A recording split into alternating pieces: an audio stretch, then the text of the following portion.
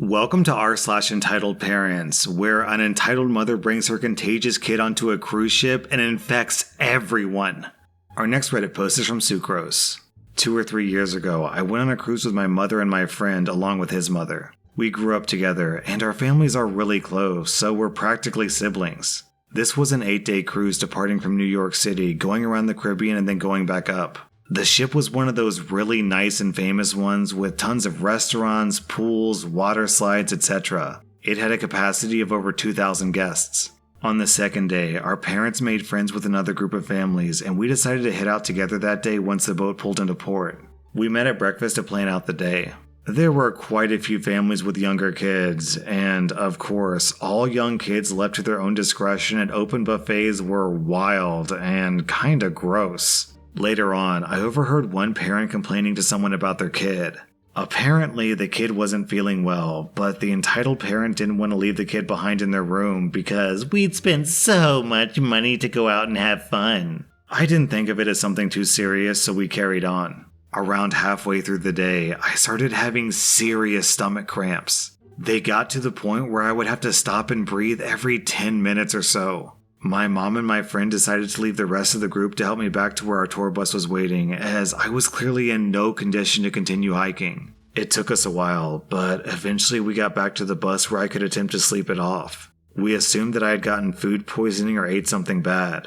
What I didn't know and what I found out later was that stupid kid from earlier wasn't just not feeling well. He had norovirus.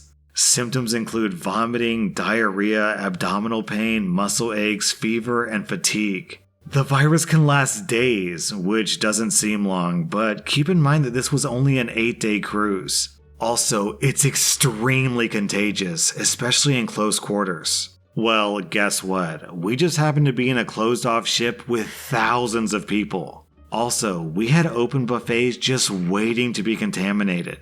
The next day, which was the third day of the cruise, I wasn't the only one not feeling well. Everyone else in our room had gotten it. My mom, my friend, and his mom. There was a small line in the clinic when we got there, and literally everyone was suffering from similar symptoms. The medical staff gave us some sort of medication and told us to stay in our room for the next couple of days so we didn't pass it to anyone else. We listened to them. The entitled parent did not. The entitled parent continued to take her kid to water slides, buffets, and shows despite everyone warning her not to. Her son was obviously very sick, but she wanted him to have the best experience on his first cruise ever. On the 4th day, I learned that the virus was quickly spreading. The cruise started offering free movies and in-room catering for those who were sick in a futile attempt to keep them in their rooms. Live shows were canceled because even the performers were getting sick. On the 5th day, the cruise announced that they couldn't dock the ship because the local authorities had heard about the outbreak and they forbade us from entering the port. Everyone was in a lot of pain. I could barely hold down water without throwing up. I felt dizzy whenever I stood up, and in general, I just felt horrible. But I had some Tylenol and some rest, and by around the 6th day, both my friend and I were on the mend. We dared to spend a few minutes outside, and the population on the cruise ship was decimated. If you've never been on a cruise before, it feels like a mall during a major holiday. There are people everywhere, talking and laughing and eating and doing whatever you do on a cruise. But that day, the ship was almost empty other than some employees wearing gloves and face masks and a few lucky stragglers. We probably saw around 100 to 200 people. In order to have a good time, the entitled parent let her kids spread the virus to almost everyone on the ship.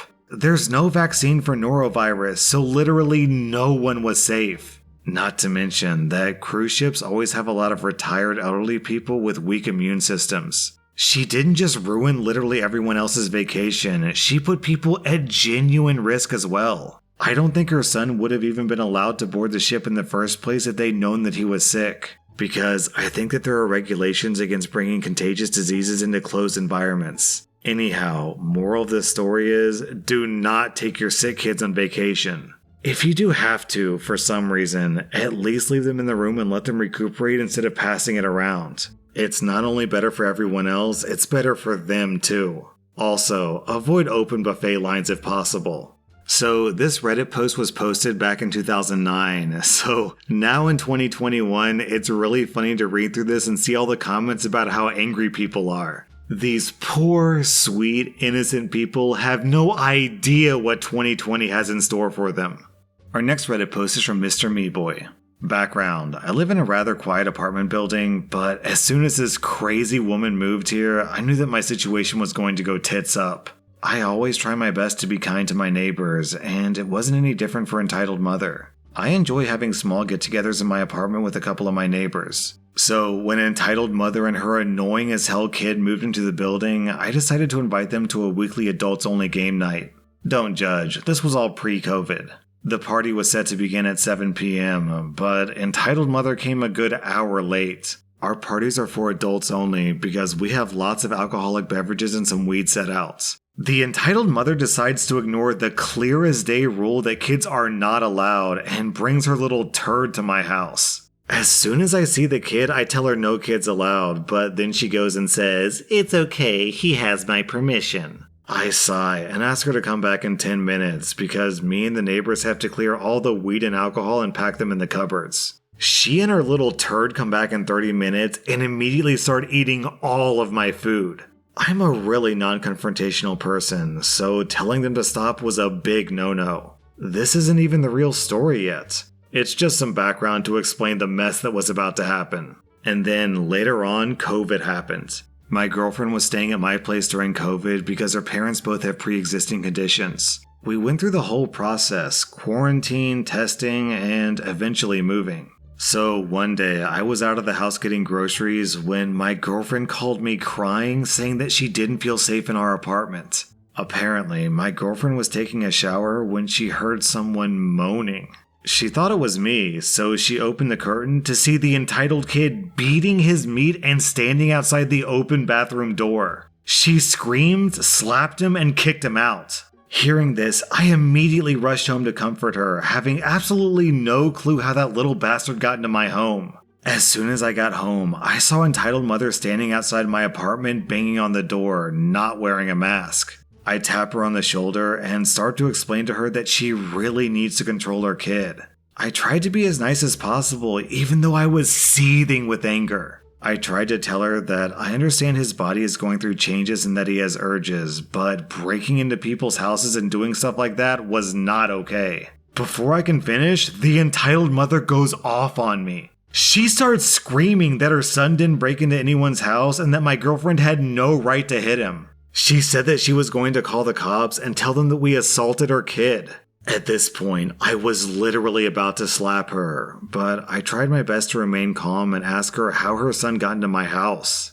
The Entitled Mother starts screaming at me, and in her anger, she lets it slip that during that party, she took one of my apartment keys. My brain just shuts off. My girlfriend comes out hearing the commotion, and apparently heard that Entitled Mother stole my keys. My girlfriend goes off. She says that she's calling the cops for stealing, breaking and entering, and invasion of privacy. At this point, my brain is still processing what Entitled Mother just said. The Entitled Mother screams back that in her rental agreement, she was given full access to all the amenities of the apartment. And she somehow believed that my house belonged to that too. Keep in mind that I own my apartment, I don't rent. My girlfriend kept her promise and called the cops right then and there. The Entitled Mother got arrested, but I don't know what happened from there. All I know is that I changed my locks and bought one of those camera doorbell things. Our next Reddit post is from Chocolated Cutie. So, I live in an apartment that has 6 floors. Now, originally, the building had 8 apartments on each floor. But 3 years ago, a new owner bought the building and he completely redid the top 3 floors and they were made into deluxe apartments. Now, when I say deluxe, I don't mean anything fancy, I just mean that he made the top floor apartments twice as big. The top floors now have 4 big apartments on each floor rather than 8 small ones. These bigger apartments each have 3 bedrooms, 1 bathroom, and come with their own washer and dryer. The smaller apartments only have 2 bedrooms and 1 bathroom, and they don't have a washer or dryer hookup. As a result, the apartment owners in the 3 bottom floors have to use a shared laundry room in the basement. I moved into one of the bigger apartments with 2 roommates pretty much as soon as they were available, and I've been here for 3 years. Both of my roommates lost their job due to COVID and had to move, leaving me alone in my apartment, which didn't bother me. I still didn't have to pay any more in rent, so I had my own place until the landlord finds new roommates. This story happened last night when I was coming home from work. I ran into an entitled mother. This entitled mother is about 22 years old and has 3 kids. She moved into the building a few months back and, well, she's just not a nice person. Frankly, she drives everyone nuts. As I was waiting for the elevator, the entitled mother comes up to me and this is how it went. So, you live on the 5th floor, right? Yeah. What apartment? D3. I hear those apartments are really big. Yeah, they're a good size. They have 3 bedrooms, right? Yeah. It must feel really big without your roommates. Not really, I like being alone. Don't you think it's a little big for you? No. My kids would love that apartment. Well, if you're interested, I think there's one for rent on the 5th floor. Oh, I can't afford that rent. Oh, I'm sorry. Maybe you could switch with us. Huh? You could be a nice person and offer to switch apartments. You don't need that much space. You just said that you couldn't afford to pay for a deluxe apartment. I can't. That's why we should switch. That way, me and my kids can have a bigger apartment without paying more. That's when it hit me. She wants me to switch apartments and live in her smaller apartment, but keep paying for the deluxe one. You're joking, right? This is a joke. I have 3 kids, and I could use an apartment with more space. You're just one girl. There's plenty of space in our apartment. Yeah, but I'm not paying for you to live in my apartment. The entitled mother looked like she wanted to argue, but the elevator came and I got on, and I'm honestly surprised she didn't follow me. Oh, OP, you poor naive thing. You honestly thought this entitled mother was going to keep paying for her old apartment? Not a chance. In her mind, I'm sure she was expecting you to pay for both apartments because she has children. Our next Reddit post is from Aquashikala Deputy. Some context here. I was in the army for 5 years, and I was near an IED when it exploded, and I have some scars on my arms and legs. This story took place 2 years ago. We had a semi-big 4th of July party. It was hot out, so I had shorts and a tank top on. Some of my scars were visible, but most have been fixed by surgery. My biggest scar was on my arm, and it ran from my shoulder to my elbow. A kid asked me why I had my scar, and I said that I just got hurt. He just walked away to his mom and dad. I was just standing at the grill like any dad at a party, and Karen stormed over and just started yelling that what I told her traumatized her son.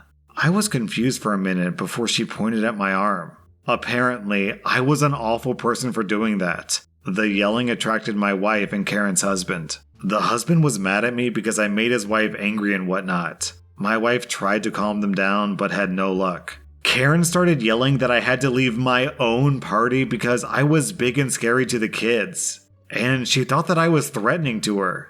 I apologized for looking scary, but I also explained that I wasn't going to leave my own party and that her family is free to leave. We ended up just asking them to leave after a loud argument. The worst part is that I burned the burgers.